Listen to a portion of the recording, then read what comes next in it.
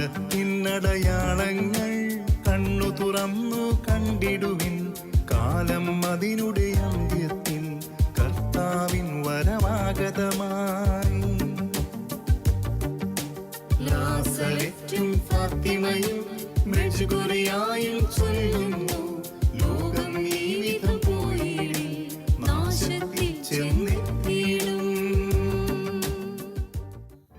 പിതാവും പുത്രനും പരിശുദ്ധാത്മാവുമായ ത്രിയേക ദൈവത്തിൻ്റെ അത്യുന്നത നാമത്തിന് എന്നും ആരാധനയും സ്തുതിയും പുകഴ്ചയും ഉണ്ടായിരിക്കട്ടെ.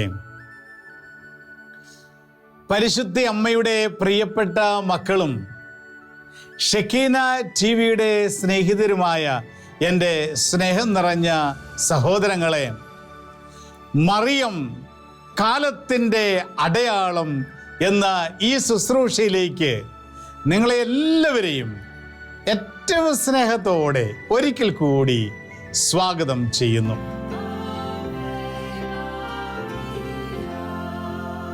നമ്മുടെ അമ്മയായ പരിശുദ്ധ കന്യകാമറിയത്തിൻ്റെ ജന്മത്തിരുനാള് ആഘോഷിച്ച ഉടനെ തന്നെ ഒരു ദൈവ അനുഭവത്തിന് വേണ്ടി പരിശുദ്ധ അമ്മയോട് ചേർന്നിരിക്കുന്നവരാണ് നമ്മൾ ഓരോരുത്തരും.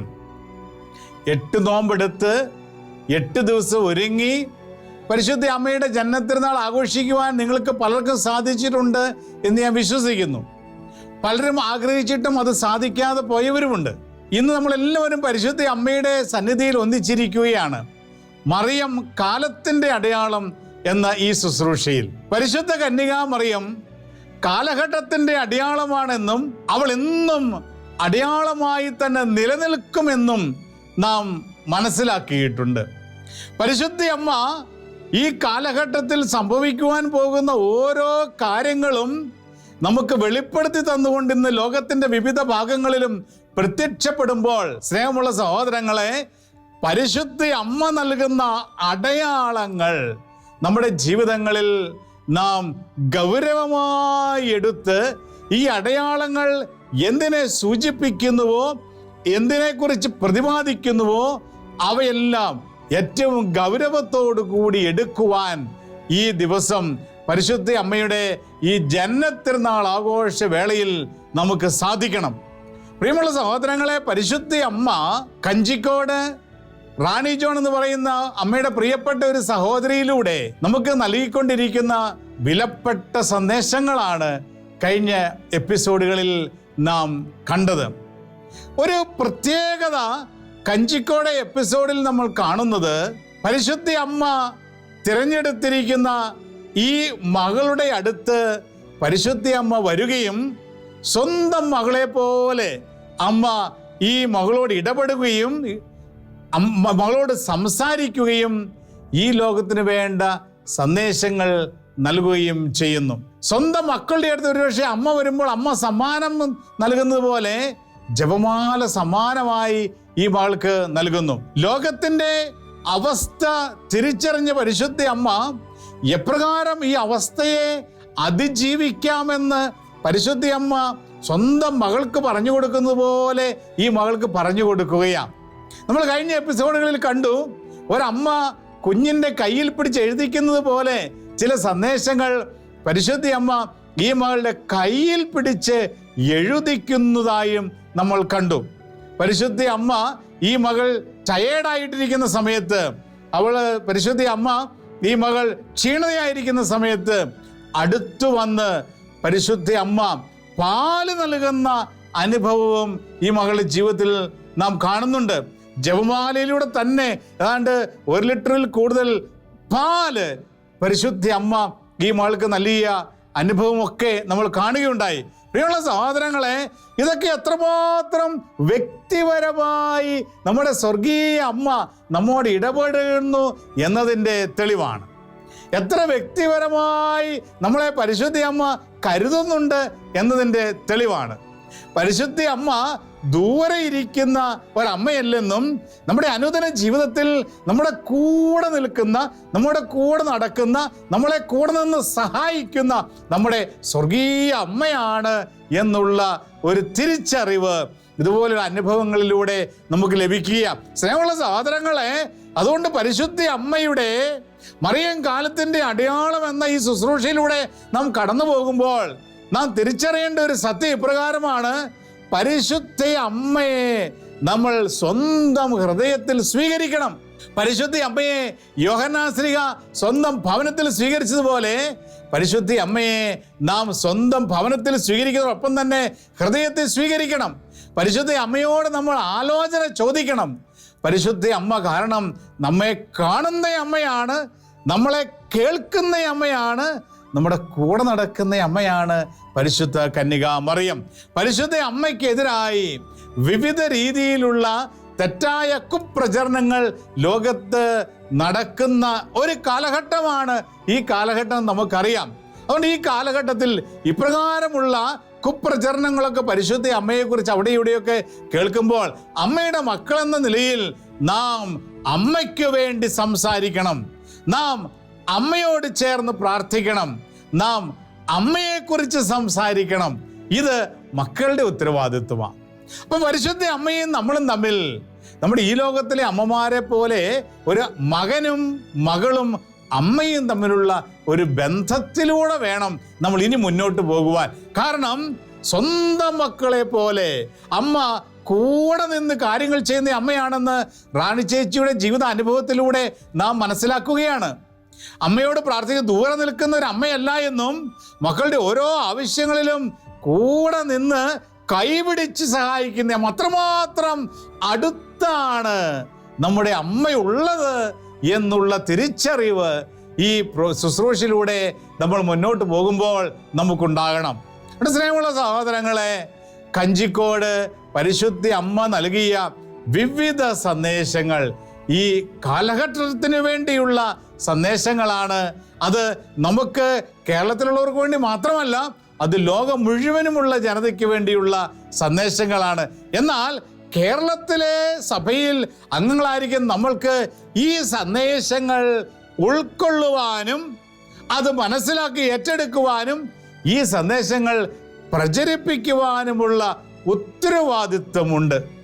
അതുകൊണ്ടാണ് പരിശുദ്ധയുടെ ഓരോ സന്ദേശങ്ങളും നമ്മൾ ഏറ്റെടുക്കുകയും പ്രചരിപ്പിക്കുകയും ചെയ്യേണ്ടത്. പ്രത്യേകിച്ചും കഞ്ചിക്കോട്ടെ പരിശുദ്ധ അമ്മയുടെ ഇടപെടലുകൾ, അമ്മയുടെ വ്യക്തിപരമായ ഒരു മാതൃസ്നേഹത്തിൻ്റെ ഇടപെടലാണ് കഞ്ചിക്കോട്ട് നാം കാണുക.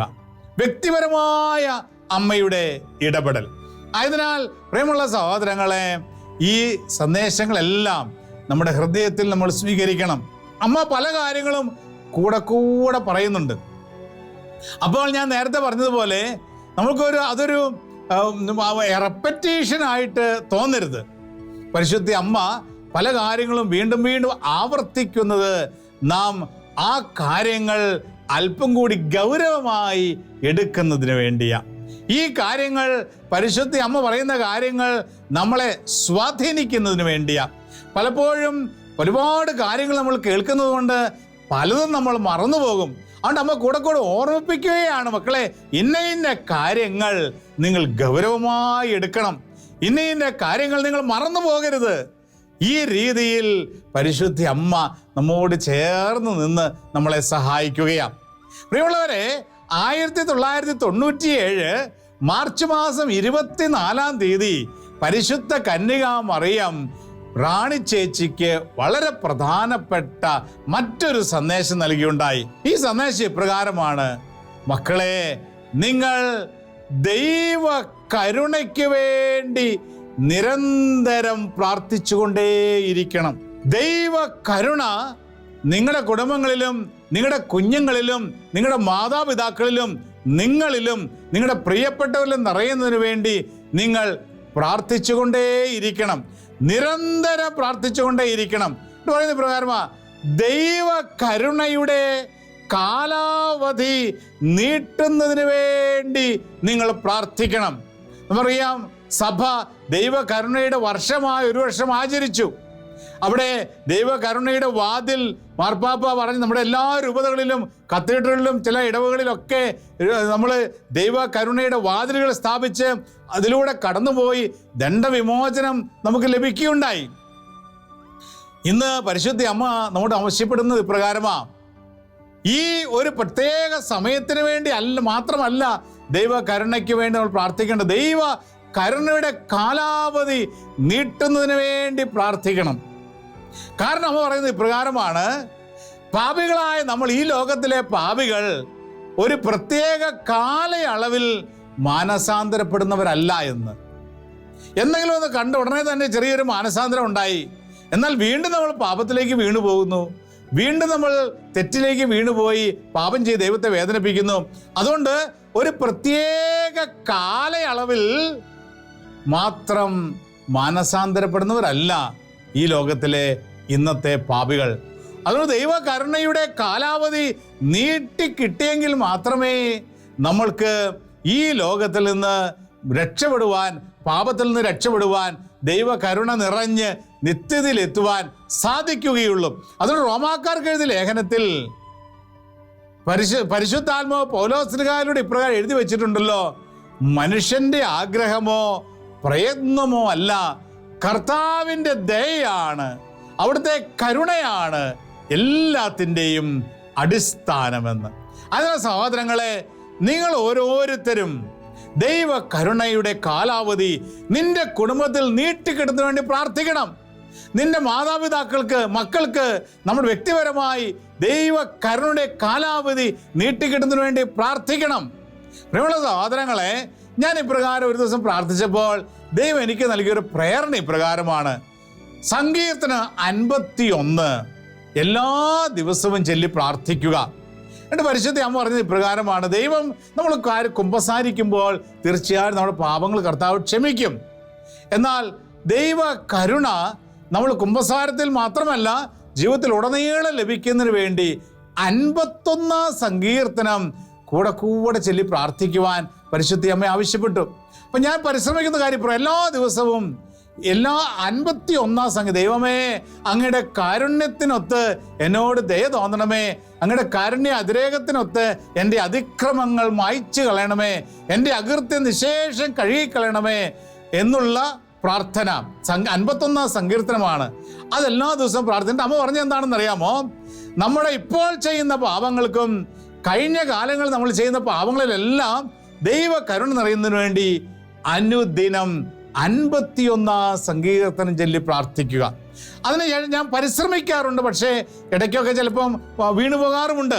എങ്കിലും 51 സങ്കീർത്തനം ചൊല്ലി പ്രാർത്ഥിക്കുമ്പോൾ ഹൃദയത്തിൽ നിന്ന് നമ്മൾ ചിലപ്പം പ്രാർത്ഥിക്കുമ്പോൾ നമ്മൾ അധര വ്യായാമമായി മാറാറുണ്ട്, കൂടെ പ്രാർത്ഥിക്കുന്ന പ്രാർത്ഥനകൾ. എന്നാൽ ഇതിൻ്റെ അർത്ഥം മനസ്സിലാക്കി ഹൃദയത്തിൽ നിന്ന് നമ്മൾ 51 സങ്കീർത്തനം ചൊല്ലി പ്രാർത്ഥിക്കുമ്പോൾ സഹോദരങ്ങളെ, ഈ 51 സങ്കീർത്തനം ചൊല്ലി പ്രാർത്ഥിച്ച് തീർന്നതിന് മുൻപ് തന്നെ വലിയൊരു അനുതാപം അനുദിനം നമ്മളിൽ നിറയുന്നത് നമുക്ക് അനുഭവിക്കാനായിട്ട് സാധിക്കും. ഇതാണ് ദൈവ കരുണ നിറയുന്ന അനുഭവം, അനുതാപത്തിൻ്റെ അനുഭവം. പക്ഷേ നമ്മുടെ കണ്ണിൽ നിന്ന് കണ്ണീര് വരാം. നമ്മൾ കഴിഞ്ഞ ചില പാപങ്ങൾ മനസ്സിലേക്ക്, ദൈവമേ ഞാൻ അങ്ങയെ വേദനിപ്പിച്ച് മാപ്പ് ചോദിക്കുന്നു, ചില സംഭവങ്ങൾ മനസ്സിലേക്ക് വരാം. സങ്കീർത്തനം 51 അതിൻ്റെ പൂർണ്ണതയിൽ അതിൻ്റെ അർത്ഥം മനസ്സിലാക്കി ഹൃദയത്തിൽ നിന്ന് ആത്മാർത്ഥമായി നമ്മൾ ചൊല്ലി പ്രാർത്ഥിക്കുമ്പോൾ അത് വലിയ ദൈവ കരുണ നമ്മളിലേക്ക് നിറയപ്പെടുന്ന നിമിഷമായി മാറുകയാണ്. അതുകൊണ്ട് പ്രിയമുള്ള സഹോദരങ്ങളെ, പരിശുദ്ധ അമ്മ കഞ്ചിക്കോട് റാണി ജോണിലൂടെ സംസാരിച്ചതുപോലെ ദൈവ കരുണ അതിൻ്റെ കാലാവധി ദൈവം നീട്ടിത്തരുന്നതിന് വേണ്ടി നമുക്ക് ഓരോരുത്തർക്കും ഇന്ന് പ്രത്യേകമായി പ്രാർത്ഥിക്കാം.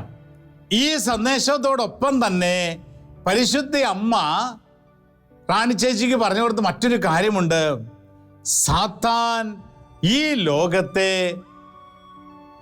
വെല്ലുവിളിക്കുകയാണ്. സാത്താൻ എങ്ങനെയാണ് ഈ ലോകത്തെ വെല്ലുവിളിക്കുക? ഈ ലോകത്തിലുള്ള അർപ്പിതരെ, ഈ ലോകത്തിൽ ഈശോയിൽ വിശ്വസിക്കുന്നവരെ ഞാൻ എൻ്റേതാക്കി മാറ്റുമെന്ന് ലോകത്തോട് വെല്ലുവിളിച്ചുകൊണ്ട് ആ വെല്ലുവിളി ഈശോയുടെ നേരെ അവൻ ഉയർത്തിയിരിക്കുകയാണ്.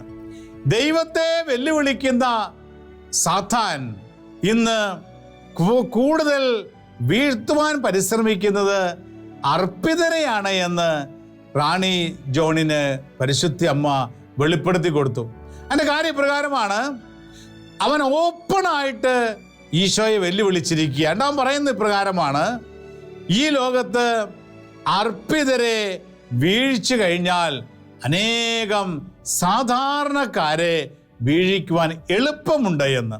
അതുകൊണ്ട് പരിശുദ്ധ അമ്മ റാണി ജോണിലൂടെ നമ്മോട് ആവശ്യപ്പെട്ടിരിക്കുക, നിങ്ങൾ അർപ്പിതർക്ക് വേണ്ടി പ്രാർത്ഥിക്കണം. കൂടുതൽ കൂടുതൽ നിങ്ങൾ സമർപ്പിതർക്ക് വേണ്ടി പ്രാർത്ഥിക്കണം.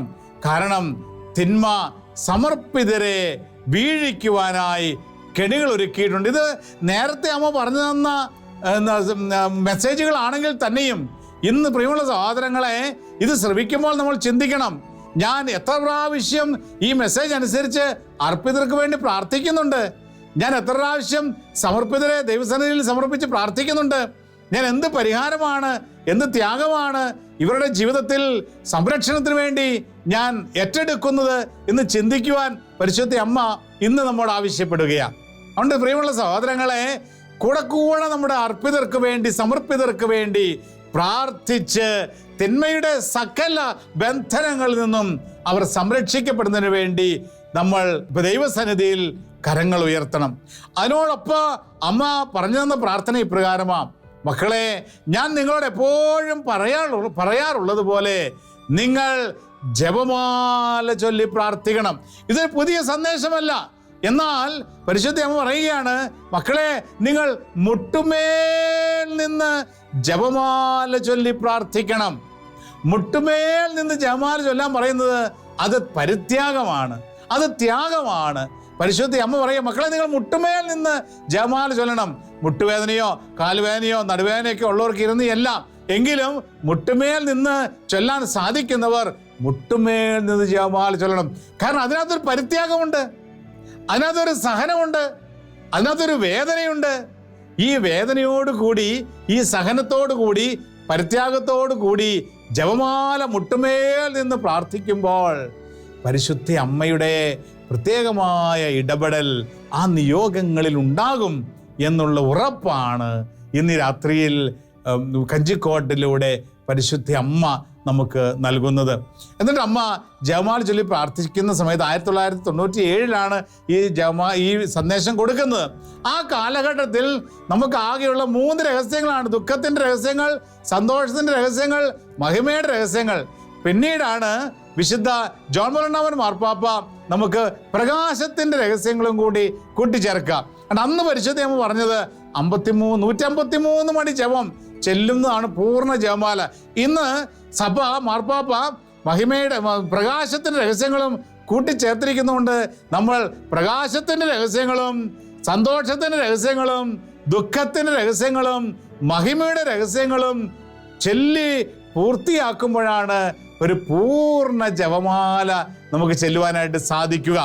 അതുകൊണ്ട് ഈ ജപമാല ചെല്ലുമ്പോൾ സാധിക്കുന്നവരൊക്കെ മുട്ടുമേൽ നിന്ന് ഈ ജപമാല ചൊല്ലി പ്രാർത്ഥിക്കുവാൻ പരിശുദ്ധ കന്യകാമറിയം നമ്മൾ ആവശ്യപ്പെടുകയാണ്. പ്രിയമുള്ള സഹോദരങ്ങളെ, ഇത് ത്യാഗത്തോടു കൂടിയുള്ള പ്രാർത്ഥനയാണ്. ജപമാല ചൊല്ലി പ്രാർത്ഥിക്കുമ്പോൾ പരിശുദ്ധ അമ്മ ഒരു പ്രത്യേക നിയോഗം കൂടെ ജപമാലയിൽ കൂട്ടിച്ചേർക്കാൻ ആവശ്യപ്പെട്ടു. എന്താണ് ആ നിയോഗം? അമ്മ പറയുകയാണ്, നിങ്ങൾ മുട്ടുമേൽ നിന്ന് ജപമാല ചൊല്ലി പ്രാർത്ഥിക്കുമ്പോൾ പാപികളുടെ മാനസാന്തരത്തിന് വേണ്ടി പ്രാർത്ഥിക്കണം. പ്രിയമുള്ളവരെ, പാപികളുടെ മാനസാന്തരത്തിന് വേണ്ടി പ്രാർത്ഥിക്കുവാനുള്ള ഉത്തരവാദിത്വം പരിശുദ്ധ അമ്മ നമ്മെ ഏൽപ്പിച്ചിരിക്കുകയാണ്. കാരണം നമ്മളെല്ലാവരും പാപികളാണ്.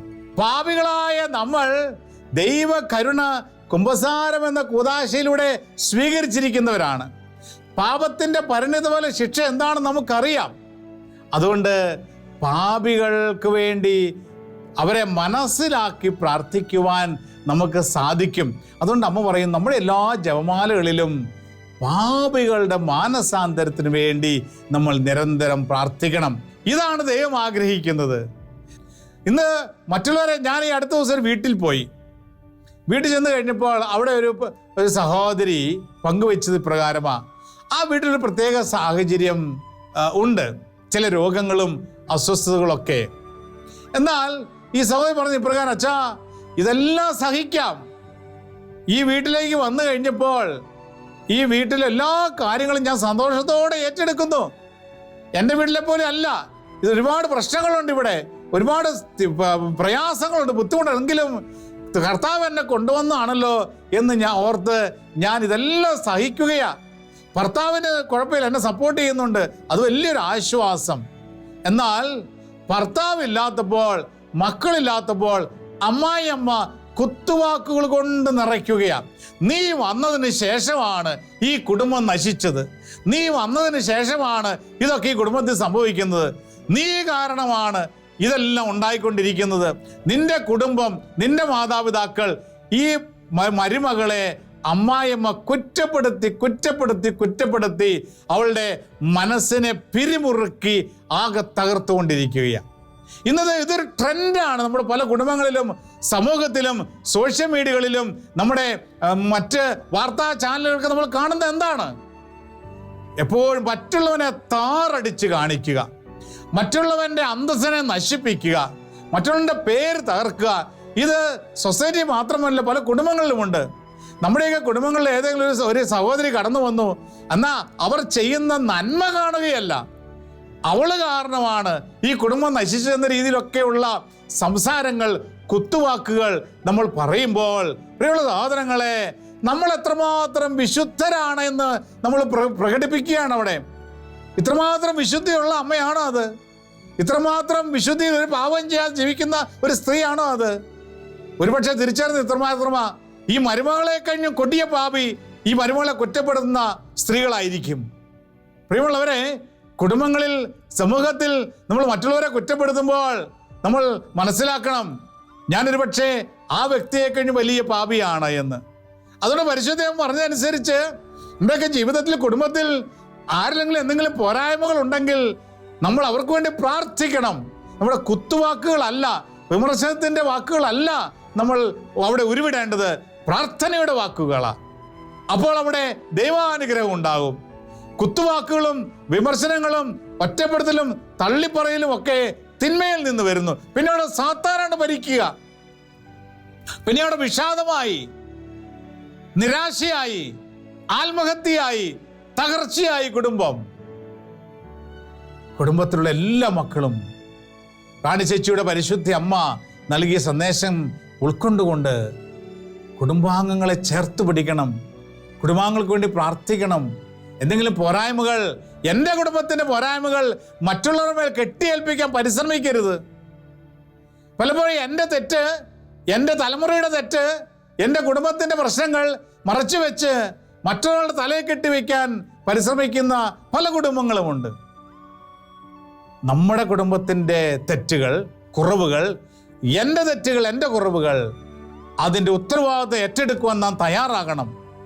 എന്നിട്ട് ദൈവത്തിൽ കരുണയ്ക്ക് വേണ്ടി നിലവിളിക്കണം. അപ്പോൾ ദൈവകരുണ നമ്മുടെ ജീവിതത്തിലേക്ക് നിറയും. മറ്റുള്ളവൻ്റെ മേൽ കുറ്റം കെട്ടിവെക്കാൻ നോക്കുമ്പോൾ ഒന്നിനും പരിഹാരമാകില്ല. അതെല്ലാം വീണ്ടും തകർച്ചയിൽ നിന്ന് തകർച്ചയിലേക്ക് പോവുകയാണ്. സ്നേഹമുള്ള സഹോദരങ്ങളെ, പരിശുദ്ധ അമ്മയുടെ കഞ്ചിക്കോട്ടെ സന്ദേശങ്ങൾ നമ്മൾ ഏറ്റെടുത്തുകൊണ്ട് നമുക്ക് പാപികളുടെ മാനസാന്തരത്തിന് വേണ്ടി പ്രാർത്ഥിക്കാം. പരിശുദ്ധ അമ്മ ഇതോടൊപ്പം നൽകിയ മറ്റൊരു പ്രധാനപ്പെട്ട സന്ദേശമാണ്, ജഡികതയിൽ നിന്നും ലൗകികതയിൽ നിന്നും മനുഷ്യൻ പിന്തിരിഞ്ഞ് ദൈവീകതയിലേക്ക് വരണം. ഇന്ന് ഈ ലോകം ജഡികതയുടെ പുറകെ ഓടുകയാ. ഇന്ന് ഈ ലോകം ലൗകികതയുടെ പുറകെ ഓടുകയാ. ദൈവീകതയിലേക്ക് കടന്നു വരുവാൻ മനുഷ്യന് മനസ്സ് വരുന്നില്ല. കുറേ പേരൊക്കെ വരുന്നുണ്ട്, എന്നാലും ഭൂരിഭാഗം പേരും ജഡികതയുടെ പുറകെയും ലൗകികതയുടെ പുറകെയും ഓടിക്കൊണ്ടിരിക്കുകയാണ്. പ്രിയമുള്ള സഹോദരങ്ങളെ, വിശുദ്ധ ലൂക്ക എഴുതിയ സുവിശേഷത്തിൻ്റെ 21-ാം അധ്യായത്തിൻ്റെ 34-35 തിരുലിഖിതങ്ങൾ നമുക്കൊന്ന് ശ്രവിക്കാം. സുഖലോലുപത, മദ്യാസക്തി, ജീവിത വ്യഗ്രത എന്നിവയാൽ നിങ്ങളുടെ മനസ്സ് ദുർബലമാവുകയും ആ ദിവസം ഒരു കെണി പോലെ പെട്ടെന്ന് നിങ്ങളുടെ മേൽ വന്ന് വീഴുകയും ചെയ്യാതിരിക്കുവാൻ ശ്രദ്ധിക്കുവിൻ. എന്തെന്നാൽ ഭൂമുഖത്ത് ജീവിക്കുന്ന എല്ലാവരുടെയും മേൽ അത് നിപതിക്കും. സംഭവിക്കാനിരിക്കുന്ന ഇവയിൽ നിന്നെല്ലാം രക്ഷപ്പെട്ട് മനുഷ്യപുത്രന്റെ മുൻപിൽ പ്രത്യക്ഷപ്പെടുവാൻ വേണ്ട കരുത്തു ലഭിക്കുവാൻ സദാ പ്രാർത്ഥിച്ചുകൊണ്ട് ജാഗരൂകരായിരിക്കുവിൻ. പ്രിയമുള്ളവരെ, വചനം നമ്മെ പഠിപ്പിക്കുന്ന ഈ വലിയ ജ്ഞാനം കഞ്ചിക്കോട് റാണി ചേച്ചിക്ക് പരിശുദ്ധമ്മ വീണ്ടും ഓർമ്മിപ്പിച്ചു കൊടുക്കുക, ഈ ലോകത്തോട് പറയുവാൻ. കാരണം ഈ ലോകം ഈ ജ്ഞാനം മറന്ന് ജഡികതയുടെ പുറകെ ഓടുന്നു, മദ്യാസക്തിയുടെ പുറകെ ഓടുന്നു, ലൗകികതയുടെ പുറകെ ഓടുന്നു, ജീവിത വ്യഗ്രതയുടെ പുറകെ ഓടുന്നു. പ്രിയമുള്ള സഹോദരൻ, ഇതൊക്കെ ലോകത്തിന്റെ ട്രെൻഡായി മാറിക്കൊണ്ടിരിക്കുമ്പോൾ ഇന്ന് ഞാൻ ഓർക്കുകയാ, നമ്മുടെയൊക്കെ ക്രൈസ്തവ ആഘോഷങ്ങള്, കൂതാശകൾ, മറ്റു രീതിയിൽ കൂതാശ പരികരണം ചെയ്യുന്ന നിമിഷങ്ങളൊക്കെ മദ്യാസക്തിയിൽ ആറാടുന്ന ക്രൈസ്തവരാണ് ചുറ്റും നമുക്ക് കാണാൻ സാധിക്കുക. നമ്മുടെയൊക്കെ ആഘോഷങ്ങൾക്ക് മദ്യം വിളമ്പയില്ലെങ്കിൽ ഒരു കുറവായി വന്നിരിക്കുകയാ. മൂഢത, അജ്ഞത. വചനം വ്യക്തമായി പഠിപ്പിക്കുന്നു. ലൂക്ക 21:34-35 ജീവിത വ്യഗ്രത, മദ്യാസക്തി. പ്രിയമുള്ളവരെ, കർത്താവ് അരുതെന്ന് പറയുന്ന കാര്യങ്ങൾ അത് ഉപേക്ഷിച്ചാൽ അവൻ അനുഗ്രഹിക്കപ്പെടും. സുഖലോലുപത, മദ്യാസക്തി, ജീവിത വ്യഗ്രത എന്നിവയാൽ നിങ്ങളുടെ മനസ്സ് ദുർബലമാവുകയും ഒരു കെണി പോലെ അത് നിങ്ങളുടെ മേൽ വന്ന് വീഴാതിരിക്കുകയും ചെയ്യാൻ പ്രത്യേകം ശ്രദ്ധിക്കുവാൻ. ഭൂമുഖത്തുള്ള സകലരുടെയും മേൽ ഇത് നിബദിക്കും. മനുഷ്യപുത്രന്റെ മുൻപിൽ സന്തോഷത്തോടെ നിൽക്കുവാൻ വേണ്ട കരുത്ത് ലഭിക്കുവാൻ നിങ്ങൾ സദാ പ്രാർത്ഥിച്ചുകൊണ്ടിരിക്കുക. പ്രിയമുള്ള സഹോദരങ്ങളെ, ജീവിതത്തിന് ഏറ്റവും ആവശ്യമായ സദാ പ്രാർത്ഥിച്ചുകൊണ്ടിരിക്കുക എന്നുള്ള വചനം നമ്മൾ മാറ്റി നിർത്തി ചെയ്യരുതെന്ന് പറയുന്ന സുഖലോലതയ്ക്ക് പുറകെയും മദ്യത്തിന് പുറകെയും ജീവിത വ്യഗ്രതയ്ക്ക് പുറകെയും ഓടിക്കൊണ്ടിരിക്കുന്ന നമ്മെ നോക്കി പരിശുദ്ധമ്മ കഞ്ചിക്കോട് വന്ന് സംസാരിക്കുകയാണ്. മക്കളെ, പോകുന്ന വഴി നാശത്തിൻ്റെ വഴിയാണ്. തിരിച്ചു വരണം. സദാ പ്രാർത്ഥിച്ചുകൊണ്ട് മനുഷ്യപുത്രന്റെ മുമ്പിൽ പ്രത്യക്ഷപ്പെടുവാനുള്ള കരുത്തു ലഭിക്കുവാൻ സദാ പ്രാർത്ഥിച്ചുകൊണ്ടിരിക്കേണ്ട നീ ഇന്ന് ജഡികതയുടെ പുറകെ ഓടുമ്പോൾ, സുഖലോലുപത പുറകെ ഓടുമ്പോൾ, ചില വ്യക്തികളെ പ്രീതിപ്പെടുത്തുവാൻ, ചില ബന്ധങ്ങൾക്ക് പുറകെ ഓടുമ്പോൾ, കൂട്ടുകാരെയും നാട്ടുകാരെയും പ്രീതിപ്പെടുത്തുവാൻ മദ്യാസക്തിക്ക് പുറകെ ഓടുമ്പോൾ, സുഖലോലുപതയ്ക്ക് പുറകെ ഓടുമ്പോൾ പരിശുദ്ധ അമ്മയുടെ ഹൃദയം വേദനിച്ചുകൊണ്ട് അമ്മ പറയുകയാ, അത് നാശത്തിൻ്റെ വഴിയാണ്. ഇത് ലോകത്ത് ഇല്ലാതാകുന്ന വഴിയാണ്. നിത്യത്തിലേക്ക് കടക്കുവാൻ തടസ്സമാകുന്ന വഴിയാണ്. അതുകൊണ്ട് അമ്മ പറയുക, മക്കളെ, നിങ്ങൾ ജഡികത ഉപേക്ഷിക്കണം, ലൗകികത ഉപേക്ഷിക്കണം, മദ്യാസക്തി ഉപേക്ഷിക്കണം. നിങ്ങൾ ദൈവികതയിലേക്ക് കടന്നു വരണം. ഇന്ന് എന്നെ ശ്രമിക്കുന്ന സഹോദരങ്ങളെ, നമ്മുടെയൊക്കെ ജീവിതങ്ങളിൽ ദൈവം അരുതെന്ന് പറഞ്ഞിരിക്കുന്ന ഏതെങ്കിലും സാധനങ്ങളോ വസ്തുക്കളോ സാഹചര്യങ്ങളോ നമ്മളെ മലിനപ്പെടുത്തുന്നുണ്ടോ എന്ന് പരിശോധിക്കുവാൻ ഇന്ന് പരിശുദ്ധ അമ്മ നമ്മോട് ആവശ്യപ്പെടുകയാണ്. വന്നുപോയ പോരായ്മകൾക്കെല്ലാം മാപ്പ് ചോദിക്കാം. നമ്മളെല്ലാവരും പാപികളാണ്. ചുങ്കക്കാരൻ്റെ പ്രാർത്ഥന, ലൂക്കായുടെ സുവിശേഷത്തിൻ്റെ 18-ാം അധ്യായത്തിൻ്റെ 13-ാം തിരുലിഖിതം, ദൈവമേ പാപിയായ എൻ്റെ മേൽ കരുണയായിരിക്കണമേ, ദൈവമേ പാപിയായ എൻ്റെ മേൽ കരുണയായിരിക്കണമേ എന്ന പ്രാർത്ഥന നമ്മുടെ ജീവിതത്തിൻ്റെ ഭാഗമാക്കി മാറ്റി 51-ാം സങ്കീർത്തനത്തിലൂടെ നമ്മുടെ പാപങ്ങൾ മുഴുവൻ ദൈവകരുണയിൽ സമർപ്പിച്ച് ദൈവകരുണ ആവോളം അനുഭവിച്ചുകൊണ്ട് ജീവിതത്തെ ധന്യമാക്കി മുന്നോട്ട് പോകുവാൻ പരിശുദ്ധ അമ്മ ഇന്ന് നമ്മോട് ആവശ്യപ്പെടുകയാണ്. പ്രിയമുള്ള സഹോദരങ്ങളെ, പരിശുദ്ധ അമ്മയോട് ചേർന്ന് നമുക്ക് പ്രാർത്ഥിക്കാം. ഓ മറിയമേ, എൻ്റെ അമ്മേ, ഞാൻ മുഴുവനും അമ്മയുടേതാണ്. എന്നെ പിതാവും പുത്രനും പരിശുദ്ധാത്മാവുമായ ത്രിയേക ദൈവത്തിൻ്റെ മാത്രം സ്വന്തമാക്കി മാറ്റണമേ. ആമേൻ. നമ്മുടെ കർത്താവ് ഈശോ മിശിഹായുടെ കൃപയും പിതാവായ ദൈവത്തിൻ്റെ സ്നേഹവും പരിശുദ്ധാത്മാവിൻ്റെ സഹവാസവും നിങ്ങൾ ഓരോരുത്തരോടുമൊപ്പം എന്നും എപ്പോഴും ഉണ്ടായിരിക്കട്ടെ, ഇപ്പോഴും എപ്പോഴും എന്നേക്കും. ആമേൻ. Ave Maria.